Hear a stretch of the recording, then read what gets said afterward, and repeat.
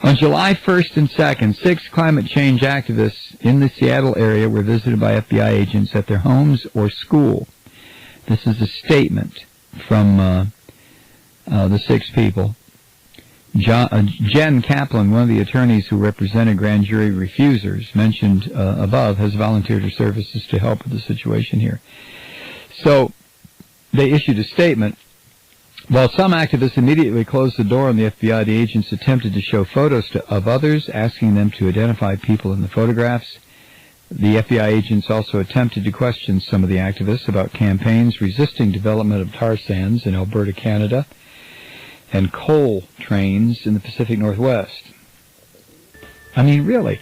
More, I want to share more with you on this statement from the 6 who were visited in Seattle by the FBI. We'll do that when we come back. Stay with us. Welcome back. 7 past the hour here on the Malloy Show, and probably where you are too.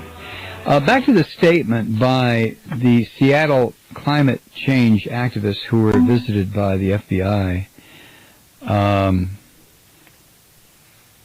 6 of them. They have released a statement to thestranger.com. And continuing with what this is their statement, Alberta's tar sands yield an especially polluting form of bitumen that is then diluted and refined as a petroleum product. The proposed Keystone XL pipeline would carry crude tar sands dilbit from Canada to refineries on the U.S. Gulf Coast. The pipeline has sparked national protests. The Northwest coal trains are part of a plan to mine coal in Montana and Wyoming, carry it by train to ports in the Pacific Northwest, and then ship it across the Pacific for burning in Asia. The plans have triggered widespread resistance among regional politicians, Native American tribes, and environmental groups concerned about desecrating land and waterways, pollution from coal dust, and climate change caused by burning fossil fuels. The FBI investigation seems like no coincidence. The individuals have all, at some time, worked with Rising Tide Seattle. The massive scope of NSA surveillance revealed by Edward Snowden shows that many U.S. citizens are being monitored. A recent investigation by The Guardian also confirmed the growing suspicions of many environmentalists. Quote, domestic surveillance has systematically targeted peaceful environmental activists, including anti-fracking activists across the U.S., such as the Gas Drilling Awareness Coalition, Rising Tide North America, the People's Oil and Gas Collaborative, and Greenpeace, end quote, The Guardian. Rising Tide Seattle, the statement goes on, is a part of the Rising Tide North American network. The mission is to nonviolently confront the root causes of climate change by challenging corporate power, social injustice, and consumerism, while promoting local, community-based solutions to the climate crisis. The statement concludes, evidence abounds in Pennsylvania. Those who attend a public viewing of Gasland 2 are put on a domestic target watch list. In Wisconsin, paramilitary guards protect a new mine being built. The Pacific Northwest is no stranger to government repression in the past 2 years. The region has rallied in solidarity to support activists under subpoena for questioning under a federal grand jury convened in Seattle. This led to 4 innocent people serving many months in the federal solitary confinement, though only 2 of the refusers spent many months there. There was no crime and there was no charge. The Seattle activists visited by the FBI staunchly maintain their innocence of any wrongdoing. And Kaplan, her name is Jen Kaplan, she added, unfortunately, it looks as if it is just a waiting game at this point to see whether the FBI is investigating an actual crime. Mark Canfield is calling from, I guess, Seattle, right? Yeah, Mike. Hey, Mark. Canfield here, reporting on all sorts of stuff that is going on. I got 2 things for you tonight. Okay.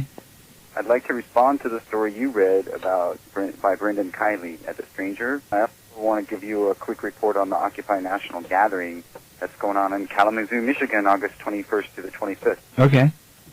So, first of all, I am familiar with the article that you read, having covered the recent federal grand jury here in Seattle for Free Speech Radio News at Pacifica. I've also written about it at Truth Out and HuffPost. The thing is that I would say it's really important for people to put the story in the context of the history of protesters and law enforcement in this city, because before this grand jury, the homes of activists were raided in Seattle and Portland by police, SWAT teams, and the FBI in paramilitary garb, and they used flash stun grenades. No one was arrested, by the way. It was part of the investigation. And as far as I can tell, this focus goes in attention, it goes way back to the WTO demonstrations back in 1999 when the mass protests shut down the World Trade Organization. Right. So Seattle did become sort of a focus and a model for the sort of militarization of police and also surveillance of activists. And the other thing that we should think about here is that, we have to witness the Freedom of Information documents that were released through a request made for the website that I've been writing for, at Truth Out, right? And those documents showed clearly that the Occupy movement and so-called leaders of the movement, which there weren't really any, but they were targeted by government, military, police, security, surveillance. And I wrote about journalist Shannon McLeish down there with the Air Occupy program out of Daytona Beach, Florida, who actually was placed on a, quote, terrorist watch list. So in the context of all of this that's been going on for the last few years and the Freedom of Information Act request, I would just say activists in Northern California, Oregon, Washington State are not strangers to law enforcement surveillance. Right. I remember just a few years ago we learned through a Freedom of Information Act request that the FBI had been following a 70-year-old woman who was a member of the Raging Grannies. So one of his reports detailed her attendance at a Mother's Day potluck, a pretty harmless event, if you ask me. So that's been going on for quite a while, and, I'm glad that you brought it up because just like with the rest of the things that are happening around the country with the Occupy movement, the corporate media is not going to report on it. They're just not doing it this year. So things like the Occupy Sandy relief efforts in New York and New Jersey, which are still going on, they're being ignored.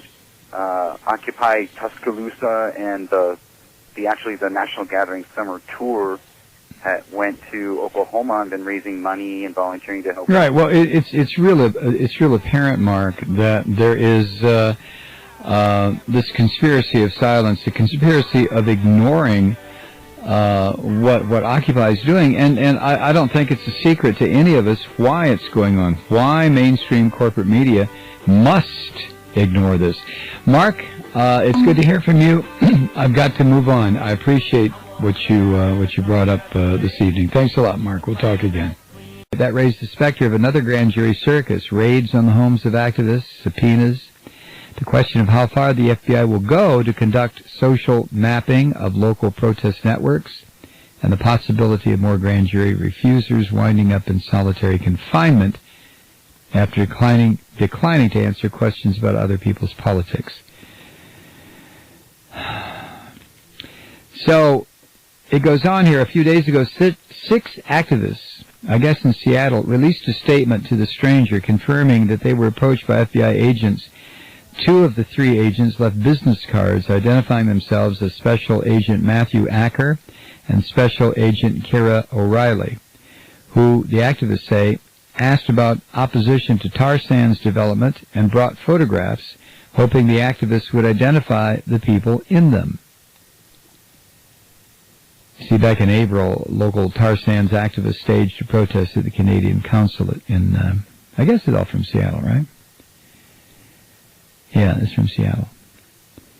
So the FBI, I mean, intimidation, what would you call this? The FBI, this is nothing new.